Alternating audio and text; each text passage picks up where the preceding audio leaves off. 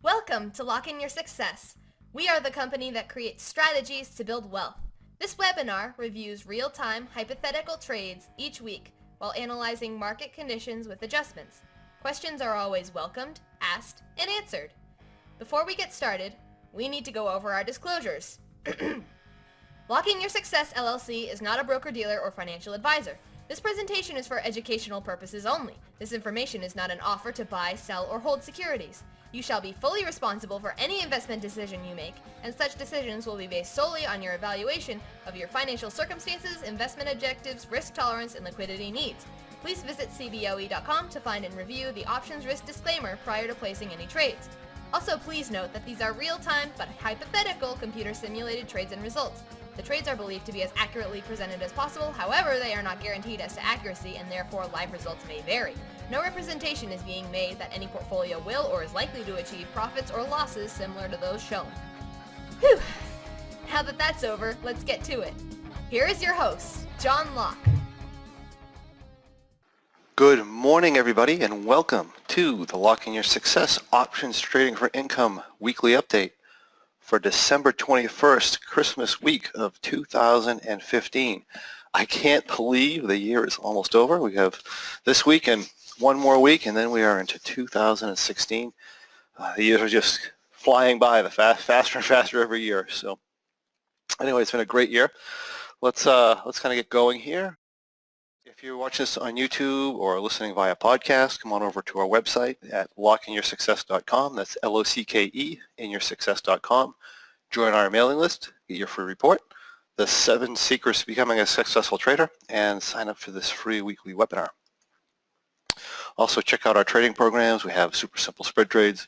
We have the M3, the Bearish Butterfly, the Rock, the M21, APM squared, and of course we have the Master Series, which will be coming, which is out, but we don't have it on our collage yet. That'll be coming on our collage very shortly. In this update, we're going to cover 4 of the trades that we have in our various systems. We have a Bearish Butterfly, an M3, a Rock, and a Vcondor. We've been covering these for years, and you can go back on the in the blog and see years of results and past performance of the systems. Special announcements this month. Oh, please share more about the Master Series. Okay, yeah, so the Master Series, right, if you come into programs, we have the Masterclass Series. It's here on the site. This essentially is a short description of what's in it. You can watch a video of a video that I did for SMB to help promote the series so that you understand what's in it and what we're supposed to do. Essentially, it is I believe about 3 years worth of mentoring classes that I did with the with SMB, as in they're kind of like group mentoring classes, and they cover all kinds of great topics, how to enter and exit, and more advanced topics as well as basic topics. We cover some trading psychology stuff. We cover the more entering and exiting positions, how to execute well, just all kinds of great things through the various live live at the time. We were covering positions and topics that were relevant in all different types of market conditions. So it's a very educational series there. So that's where you would find more information about that right here. Is under Programs Masterclass Series.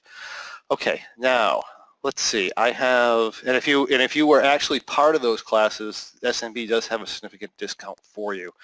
So it's something to think about too if you'd like to get all that training down. Okay, so coming back quickly to the PowerPoint, we do have a few announcements. We have our Successful Trader of the Month video is up with David Heinzen. It's posted for Premium and Premium Plus members. So if you haven't watched that yet, make sure you do that. It's a great background on David and how he got to where he is with his trading and where he's going. That was an awesome presentation. Also, we have the Trading Triangle live in Hawaii. The dates are June 21st through June 24th, 2016. At, I don't even know how to pronounce that name, Makina Beach and Golf Resort in Maui. And time is running out. What's that? It's McKenna. McKenna. Okay, very good. Like Paul McKenna, the hypnotist. Awesome. Okay, so the McKenna Beach and Golf Resort in Maui, and time is running out to register. We have some discounts for our members, and we may be extending them a little bit because of requests we're getting about taxes, right? So originally the discounts were going to stop the 31st. However, we've had some requests for tax purposes that people would like to pay for the seminar the following year. So we're going to push out those discounts to about the 15th, or until the seminar is full. So if you remember, our Manchester seminar ended up being full this year, and a lot of people didn't get to go. So if you're interested in going this, at least let us know that you're going. Somehow email Sherry, say, yeah, I want to go, save me a spot. I just need to pay in January for this reason or that reason or whatever. And we can work that out for you and make sure you get a spot. I want to give people priority who are in the Hawaii contest, but if you don't let us know you're coming, now that it's open, then we're not going to save the spot for you. So I'm not going to turn people away if you're not interested in coming. So if you are interested in coming, let us know. If you're not interested in coming, let us know as well. So that way we can plan a little bit better. That would be appreciated very much. So that's what we have for announcements, and that is all we have for slides. All right, let's, and two, if you want to do the Hawaii, if you just want to sign up for it, you just come up here to Hawaii, freebies and more, lock up Hawaii, and see the Trading Triangle Live 2016 for all the seminar details. Come to this page and we can sign in right down here. And of course, if you're members, you have discounts. So, and those are until December 31st, but like I said, we've been asked to extend that a little bit, so we're going to do that for you guys. Okay, that is what we have for announcements. Let's look at where the market's been over the last week in relation to where we thought it was going to go, and maybe project into the future where it may be going towards the end of the year. So one of the things we said last week, we were, let's see, this is Monday, Tuesday, Wednesday, Thursday, Friday. I believe we were here, right? We had a breakdown of support here. We had a breakdown of a support level on the SPX. I was thinking that the next logical support level in the Russell was here, a little over 1100, probably closer to 1150. And worst case scenario, we were probably going to run to 1080. And one of the things we do, well, one of the things I also said is it may turn early depending on what the S&P does, because typically the S&P has a little bit more power as to which direction the market's going. So if we go to the SPX, I was expecting the SPX to come down to this support level and touch that and reverse off of that. What I wasn't sure about is the timing of how this was going to touch its support level with how the Russell was going to touch its support level. It turned out Monday that the SPX turned down a little bit more aggressively than I thought, hit this level a little faster than, it moved a little bit faster down in the Russell. So we got that early bounce, which wasn't too much of a surprise, but that's how I watch timing. So I call these certain spots on the Russell, and we're looking at the technical analysis of the Russell in order to do that, and then we look at some of these other indexes, and we take a look at where they're coming into their support levels. And like I said, the SPX being a little bit more important, this was a good sign that we were going to get a bounce off of this. This is a very bullish candle pattern in the SPX. So not too surprising we got this bounce. A little bit surprising that it failed, right? We have seasonal bullishness typically this time of year. We have all the excuses in the world for the market to take off to the upside. From a technical standpoint, we got a snap and crack here, they call it, a very bullish candle. Normally, right, and this is what I refer to when I say, is the market acting normally or is it acting irrationally? This snap and crack isn't that unusual, but it is unusual for it not to come up and at least come to the 2120 level. So the market is acting a little bit irrationally, so it's going to be difficult for us to call these specific situations. Let's see here. We have the Dow right now. Okay, so let's talk about now. We have the Dow, let's look at the Russell first. We have the Russell here, which from a technical standpoint on the Russell by itself is relatively bearish. We got the bounce. I call the support level here. You could have called it a little bit higher, but either way, we kind of penetrated the resistance level like it was going to go higher, and we broke back down above it, which from an index standpoint is bearish, and would tend to think that that the market is going to push lower, right? So short term, that is inherently bearish. We have the NDX, which has a little bit further to come to a support level, right? Which again is technically short-term bearish. You'd think it would come down and tag the support level before it reversed. So therefore, short-term bearish there. We have the Dow, which is sitting right at a support level. This is concerning. This is a breakdown of this level here. We're likely to get a fairly aggressive move down in the Dow. It's not very likely we'll get an aggressive move down in the Dow without getting an aggressive move down in the other indices. The SPX also looks like it's going to come down a little bit more. So one of the two things is probably going to happen. The market's going to come down a little bit, and we're going to get a snap and crack in the Dow, and it's going to fly up, and we're going to get a hard up move, or the things are going to completely break down here, or things may break down. And of course, you have the third option where the market's just plain confused and doesn't do anything. But I'm watching for a breakdown of the Dow. First signal we're going lower. If that is to push higher, it's likely a signal we're probably going to go relatively higher. If the market's just kind of go down or up in low volume and not move very fast and things slow down, then I would say the movement doesn't mean anything. But any kind of a hard breakdown in the Dow would be very concerning at this point.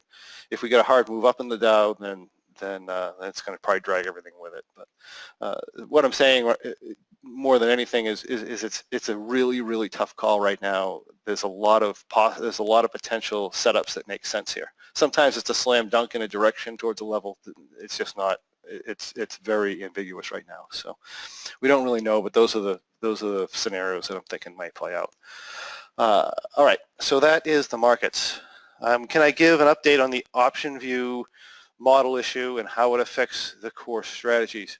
Right now, and I hate to say it, with option view,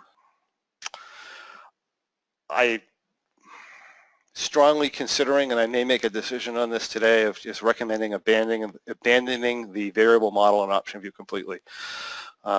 It is right now it's fairly accurate to the upside. In other words, I don't see an issue with the upside issue, but the way they have the downside going, we have several issues with the way that the model's projecting the downside, even with this 7.81 update. And I don't like to do it. It's been such a reliable model in the past, but these guys are just not getting their act together. I gave them some recommendations over a month ago. He's determined to push forward in this, and things are not getting better. So I am seriously considering just abandoning that and just throwing it off to the side. And if I do that, right now, the most accurate modeling that we have as far as Greeks goes, this doesn't go as far as profit and loss, but the most accurate modeling we have as far as Greeks goes is the Thinkorswim volatility smile. Obviously, the profit and loss is off a lot on that particular setup, but you use the other modeling for your profit and loss and use the smile model for that. It's just simply the best that we have right now. If you do not have that, I would go with the EIOIO model in option view and use iron butterflies. Try and keep as many options out of the money as possible. You're going to get the most accurate readings that way. Or if you use OptionNet Explorer, they are working on a model as well. They have a beta version out, and they're still working on that, but once they finally release it, we'll make a comment on that. Hopefully we can use that. This does throw a little bit of a monkey wrench into how we backtest and trade debrief, because it's difficult to develop a system on one platform and then trade manage it through another platform. I just know that the current trades that we have manage very well with the toss volatility smile, and they generally react well with the EI-OIO model and option view as well. However, sometimes that model goes crazy, and it doesn't matter if if you're in an M3 or if you're in just a regular Condor or whatever. I mean, the T+0 line is just wacko. So when that happens, it's a little bit about noticing that and just working with it, massaging that a little bit. Is there any chance to get the old model reinstated to our group? No, I have not talked about having, because according to option view, that model obviously now, because of the way they've changed data providers and everything, the old model, even the guys that are using it now, it has bugs in it, and it kind of goes kablooey sometimes, and it doesn't update right, and things like that. So it has a lot of issues. So they're not going to reinstate that, and they're not going back to their old data model.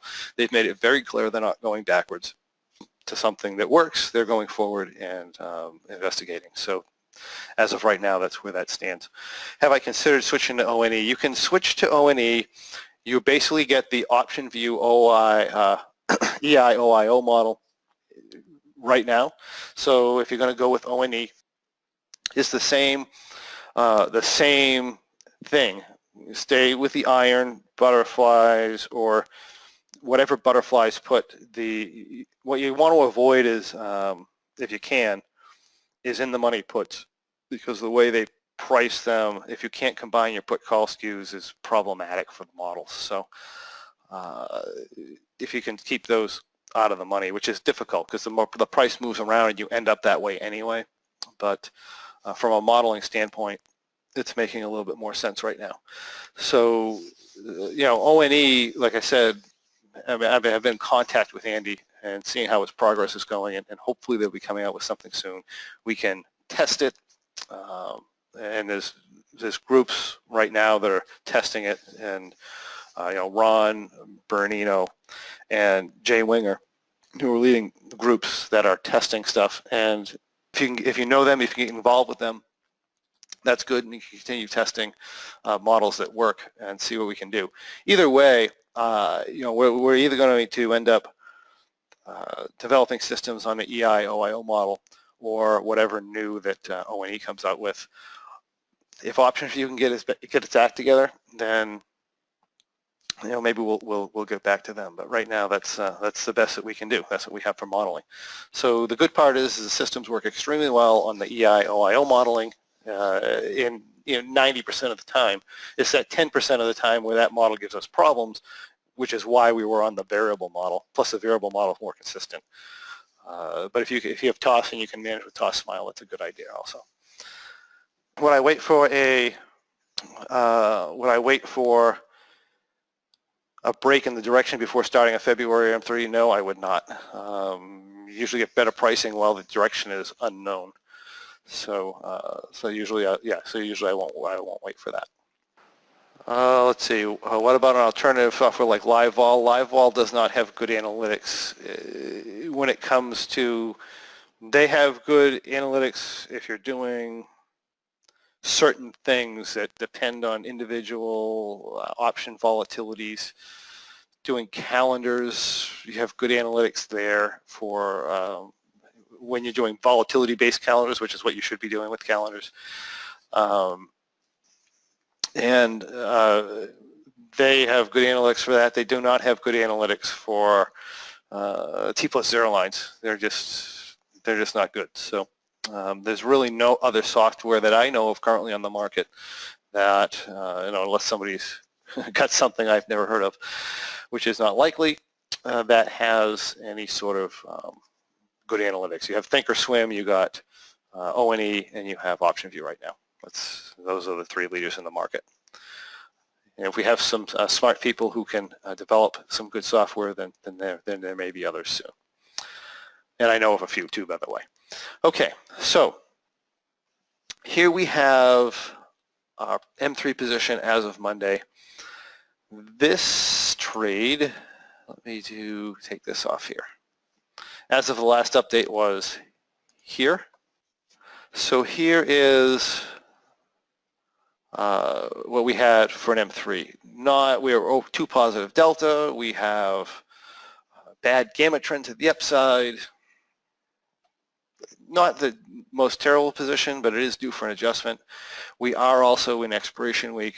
These 1100s to 1180, and I rolled in some of these puts up here that were 1150. So if we look at this, we had 8 1150s, we had 2 1140s, and we had our shorts at 1100. So I just took these shorts back.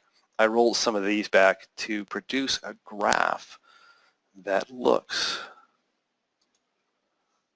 like this. At the time, remember this is the new 8.1 model. At the time, I was actually under positive 50 delta after this move. So here is the position that I went into, right? So I bought myself a little bit of time to the downside, and the reversal does not look too bad here. So here is that position. Let's move forward to Wednesday. So after Wednesday, we got a bounce. We were too negative delta for being outside the tent. We have no time value here in these 1180s. We're 2 days before expiration. We generally trade a little bit differently 2 days before expiration. If I had looked at this on Tuesday, this would have actually been a good day to pull this for a couple of reasons. One, we're so close to expiration. It's been a really hard month. You take your $1,000 and you move on, right? So this is where the position looks like here. This is not a bad position just to exit it out and let it go. But yeah, we didn't do that. We didn't hit any kind of reason to do that here. So, oh yeah, we are looking at EIOIO, right? So like I said, I am not trusting the variable model right now. So going forward, I was also going to mention this. Going forward, these trades were managed on the variable 8.7.8 and the 7.81 model. Going forward on the website trades, we're going to be modeling them on the EIOIO model because I do not like the variable model anymore. And so I'm going to be monitoring them on this particular model going forward. All right, so here is that.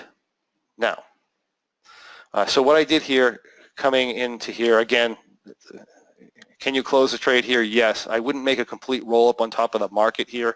To me, that would be kind of foolish. I can close these out because there's no credit involved in them. I need to get some negative vega here, some positive theta, if I'm going to stay in the position.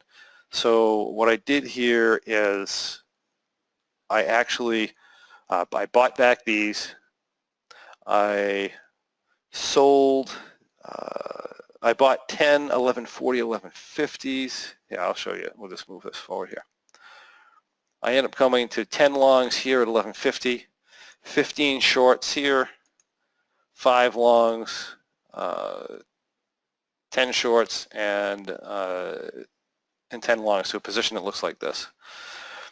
Now, this here, from a trading standpoint, is going to be buying 10, 1050, 1080 verticals, buying 10, 1140, 1150 verticals, selling 10, 1110, 1140 verticals, and that's what put me into this particular position here. Now, if I go to the T-log, you can see those moves here. And if we roll forward into the next day, we have a pop on the T+0 line with the down move, and we end up about $500.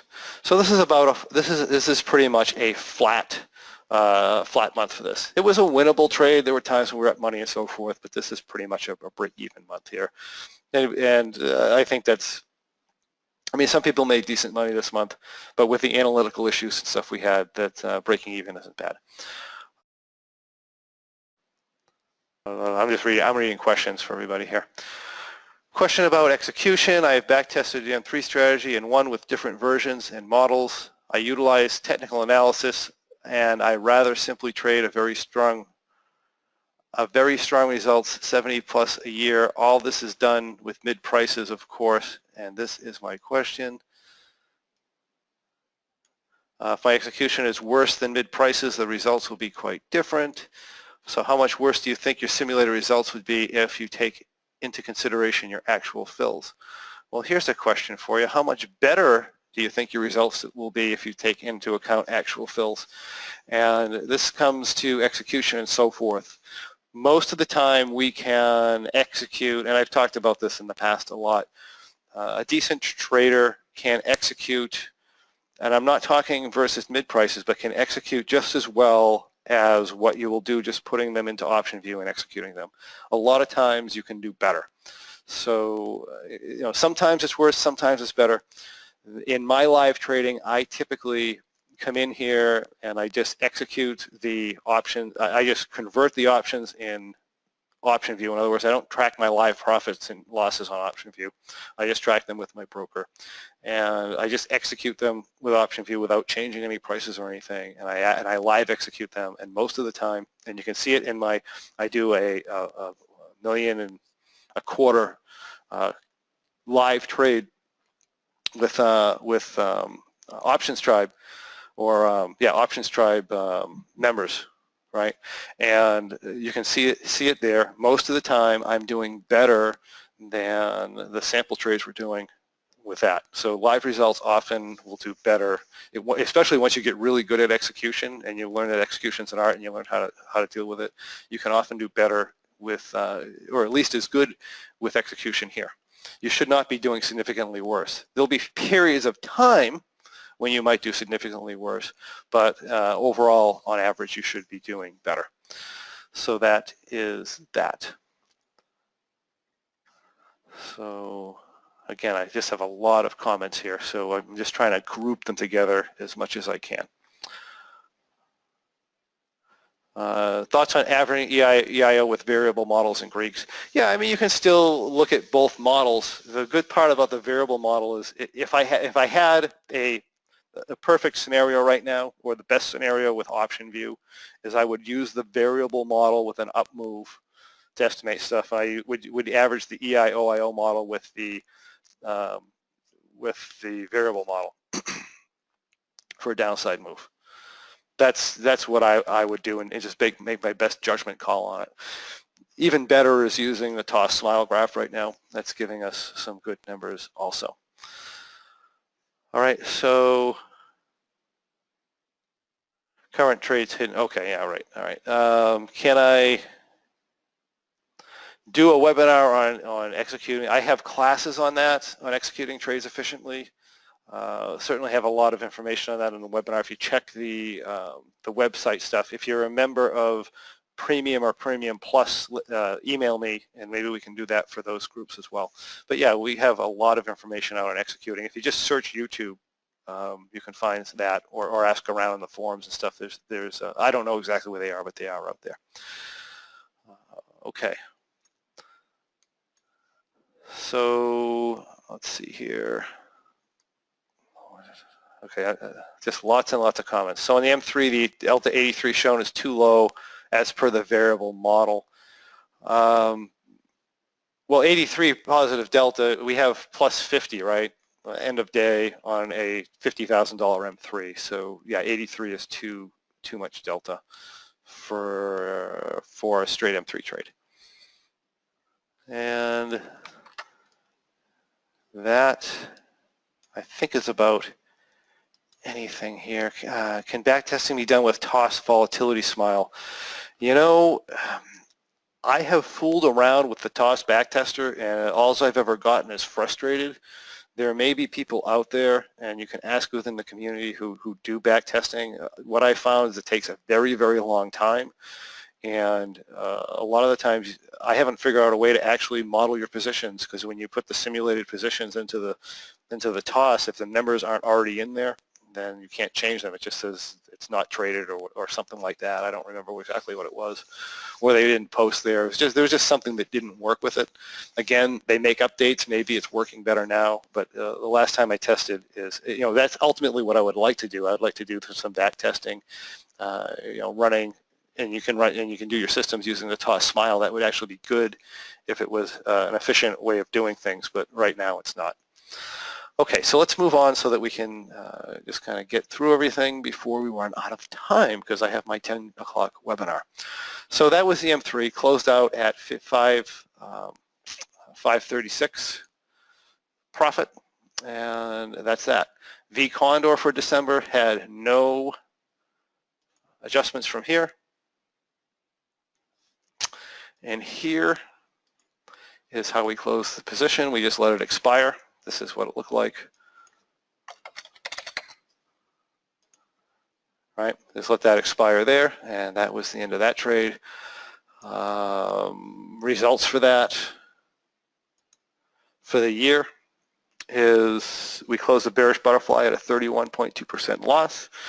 Again, when we went over this trade, there was multiple times to take it out. Mainly, the reason for the loss is, the biggest reason for the loss is modeling issues, where we didn't hit, we just missed our profit target because of adjustments. And if you go back and you back trade it through different modeling and so forth, this is a case where the modeling did make a difference, because the market is so choppy, and it just caused us to just not quite hit our profit target. And I said multiple times during that we would have pulled it off, but we'll lock it in as 31% loss because that's the way it went with the guidelines.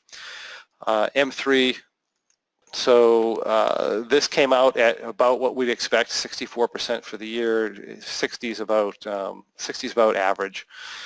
Bearish Butterfly is a little bit more than what we anticipated, so very good year there. Rock trade's a little bit under what we anticipate. We anticipate about 120. So fantastic results here. This trade loss, I don't know that would have been a winner no matter what your analytics were. The market just didn't behave the way we wanted it to. So I think it was a winnable trade, but on average it was probably going to be a loser. So I think if we stayed in it, we probably still would have been down about 10% at the end. So I think that's probably pretty accurate. Our V trade here, again, very, very likely we would have been about 5.52. This is one trade here where you will experience slippage. On a V trade, you will experience slippage getting in the condor and getting out. If you don't expire it, a lot of times you'll get some getting out. So certain types of trades you do experience that. A Vcondor you will. So you may have a little bit less results here on that. If you fight for it, maybe you'll do a little bit better. But that's that. So this is the worst month of the year. So for December. So, but that's okay. We had a really fantastic year. If we look at the account in general, we wanted to get 82.5%. We got 79.3 on our planned capital. And again, we only trade with half the capital in this particular sample account. So we're looking at about a 39.7 or almost 40% for the year. So really, really good for only managing half our money. That's what we have there. So let's quickly look at what we have for January, and then we will answer a few more questions. So here we have January Bearish Butterfly, which I have to... There were no adjustments on the Bearish Butterfly. So let's just come to today. Right, so no adjustments here. This is where we sit on the Bearish Butterfly as of today. If the market stays flat for the week, we will be putting this, we're in the same position we were in last week or last month, where if the market sits for the week or doesn't go up significantly or doesn't make any kind of crazy moves, this can be pulled off at the end of the week. And again, 21 days is Christmas, when you're going to pull it off. Realistically, if this is good Wednesday, I'd probably pull it off Wednesday, and that's due to the holidays. So let's just call it Wednesday. If this is up over $5,000 on Wednesday, we'll pull it off. If it's not, we'll continue in the trade. Hopefully that sounds fair to everybody. January M3. This got a rollback on Monday. Here is how we sat. We are over our positive delta number. There are other things I could have done here other than roll the whole position back. I could have rolled some of these shorts back and rolled in some of the longs to help with the upside. I could have, rolled these 1090s back. I could have done a lot of different things. But what I ended up doing, oh no, I couldn't. I'm sorry. That was actually after the adjustment. So here we are. We are 2 positive delta. So I apologize for that. But we're 2 positive delta here, obviously, so that makes sense now. So we're at 1120. I did the rollback to 1090. And again, this is a modeling issue here. From a variable model standpoint, we're only 36 delta. So this is what we look like on the EI-OIO model. On that model, the variable model, which is what I was using at the time. So I came back and I rolled to this position here. And it's amazing when you think about how much different they are, right? So I went into this position here. And of course, that's what we looked like. If we get and that was the last movement that we had. So this is where we stand as of right now in this particular trade. So everything is looking fine, and I'm going to be switching over to EI-OIO management for the week. So if we get any kind of a down move today, I'm probably going to make an adjustment to the downside on this. And hence the issue with the EI-OIO model, it tends to overestimate your losses to the downside sometimes. So just be aware of that. If you're live trading it and you're not using the toss volatility smile, you can, a lot of times, until we get to a certain point, just allow yourself a little bit more delta, like maybe 75 rather than 50. Just be a little bit looser with your parameters with that model to the downside. Okay, so that is that, and that's the January M3. We have January Vcondor. Let me show you the T-log here quickly of the moves made this week. They're right there. We have our January Vcondor, which sits here and has had no adjustments this week and looks like that. We have January rock trade that was entered.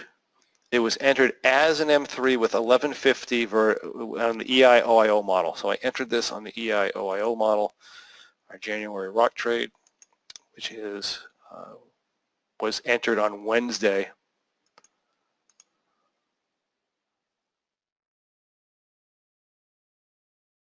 Here, we're slightly negative delta. We are about 25 points behind the market. We had to do 1120 butterflies with 5, 1120, 1130 verticals. And that looks like that. Looking at the T-log, that's what we have. And we did not adjust this on Friday, even though our delta guidelines were slightly over 50. When we're in an M3 in the rock trade, we typically will allow a little bit more delta to plus 100. So this really isn't a concern here. Plus we're now in the EI-OIO model, so you want to be a little loose with that anyway. So that is the January rock trade. And then of course we have the Vcondor, which was entered on Friday because the other one expired. And we entered this here, let's see, not a January, but a February, which is, I'm going to have to clean these out again because it's hard to find. Here is the T-log for entry. Again, on the EI-OIO model, I entered this using those Greeks. We were short the 980s and the 1220s. And I put the straddle in here at 1110. So here is are those shorts. Here are those shorts. Here is our straddle. And the position looks like this.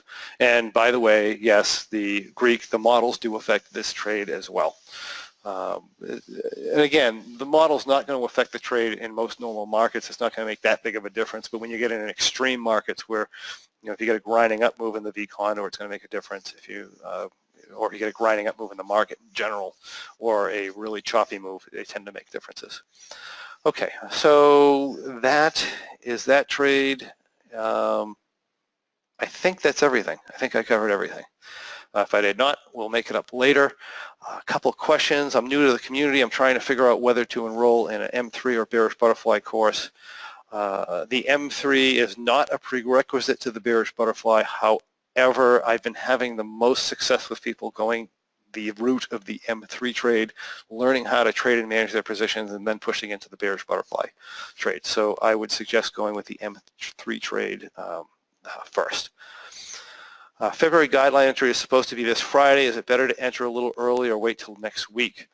That is going to be a little bit dependent on pricing and so forth. I'm going to enter the website trades on, unless something really weird happens, I'm going to enter the website trades on Wednesday and be in them.